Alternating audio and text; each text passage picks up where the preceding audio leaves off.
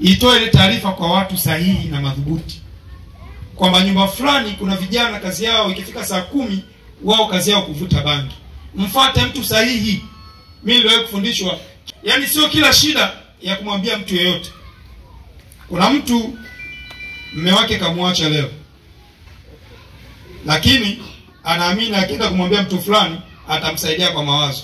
Kumbe yule mtu akimfuata ndio anambia huyo mbona ndo zake hizo, achana naye. Kumbe wewe unampenda. Yaani mtu anakufuata akuombe ushauri ili umsaidie, umrudishe mume wake. Wewe unaomba huyo ndo zake huyo, achana naye. Sasa huyo unamshauri au unamuumiza? Na unaiumiza na familia kwa ujumla, si ndio? Kwa hiyo kimsingi ni waombe sana wazee wangu.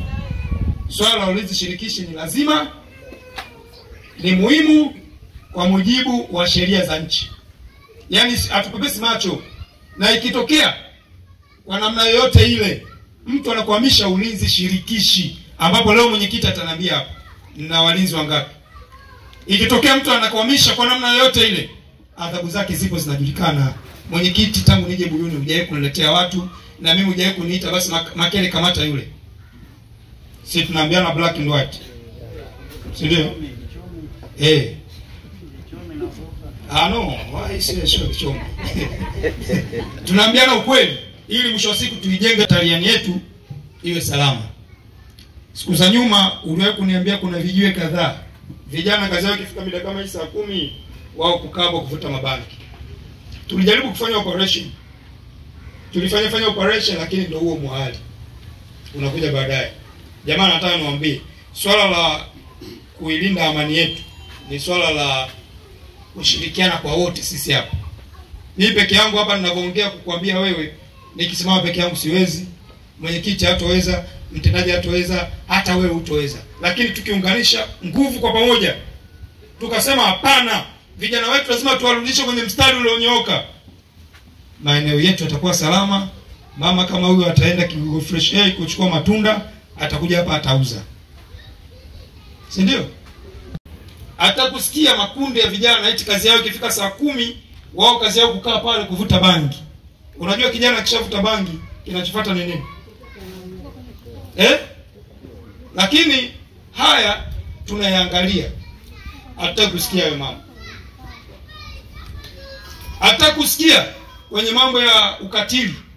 Baba mwenzangu, umerudi nyumbani hujatoa 10,000 ya chakula, umetikiswa hivi. Kwamba unakungutishwa. Unajua mzee kukungutishwa? Atakusikia hayo. Kwamba yani wewe miguu kichwa chini. Alafu kwa nini hujaacha? Wapo baba wanaishi kwa staili hiyo. Au muamini? Amwamini? Naamini. Atakusikia hayo. Kwamba umerudi mama fulani kofi. Yaani wewe hujaongea maneno 10 kofi. Mababa tunaishi hivyo kwa staili hiyo. Atakusikia hayo. Tunataka tuishi kwenye jamii ambayo watu wanafikiria kujenga uchumi tu. Unajua sasa hivi dunia imefika kwenye tunaita utandawazi. Dunia sasa hivi watu wanafikiria, yani ile advancement of technology imefikia ya juu sana. Kwamba mwenyekiti hapa leo akiamua kufanya sensa yake anatumia teknolojia. Mwenyekiti hapa akiunda vikundi vya ulinzi shirikishi anatumia radio call. Si ndio? Kwamba bwana koko inalia, watu wako mtaani mnasikia radio zinalia. Hiyo ni nini? Maendeleo ya utandawazi. Ndio tunataka tufikie huko. Hata kusikia mtu eti unarudi kazini unaanza kupigwa na mke wako, baada ya kuwaza maendeleo wewe unaanza kutandikwa na mke wako. Hata kusikia huko. Kwa sababu mnajua maisha yalivyo ni magumu kidogo. Lakini sasa tusifikie huko.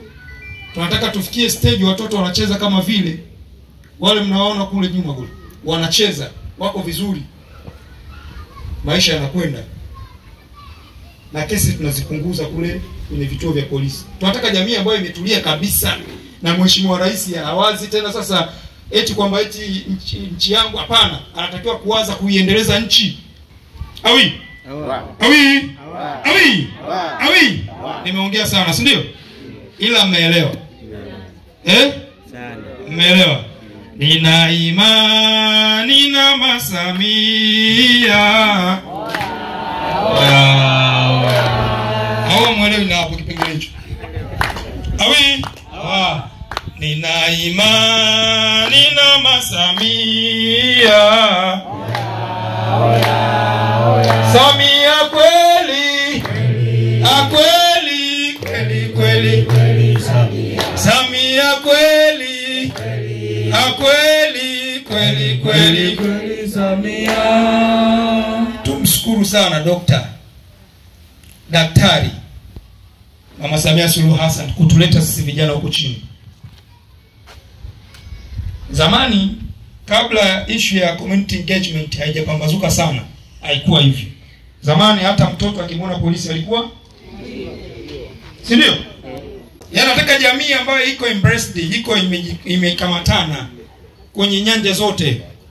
Lakini kimsingi hilo halitowezekana kama hatutofanyaje? Hatutoshirikiana. Tushirikiane kwa pamoja. Tuitane kwenye misiba. Tuitane kwenye ubwabwa ule harusi, sisi namna gani fulani kaoa, tuitane. Hiyo yote tunafanya kwamba tunakuwa pamoja, wote kwa pamoja. Baada ya kusema mwenyekiti, tuombe mtaa wetu. Vijana wale ambao ni wabaya wenyewe mbaya, Mwenyezi Mungu awabadilishe. Mwenyezi Mungu awabadilishe, wasiwe na ujasiri wa kutushikia mapanga. Amen. Lakini pia wakiwa na ujasiri huo waamini serikali ipo.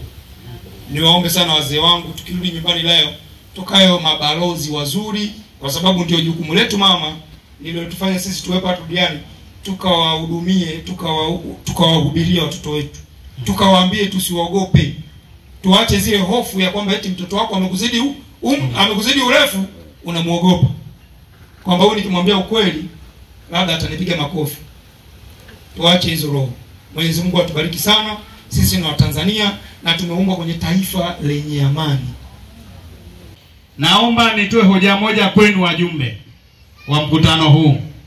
Na hiki ni kikao halali kwa mujibu wa taratibu za mikutano ya serikali ya mtaa. Tunapoazimia jambo kwenye mkutano kama huu, ima umefika, ima hukufika, tayari lishapita, halina mjadala. Nilete hoja kwenu. Sasa hivi tunaenda kuunda au kuuisha vikundi vya ulinzi shirikishi. Hii kamati ya ulinzi na usalama itashuka kwa kila mjumbe kuhakikisha tunaunda vikundi vya ulinzi shirikishi kwa kila shina. Na kwa wastani wa haraka kwa kila mjumbe tunahitaji tupate walinzi 10.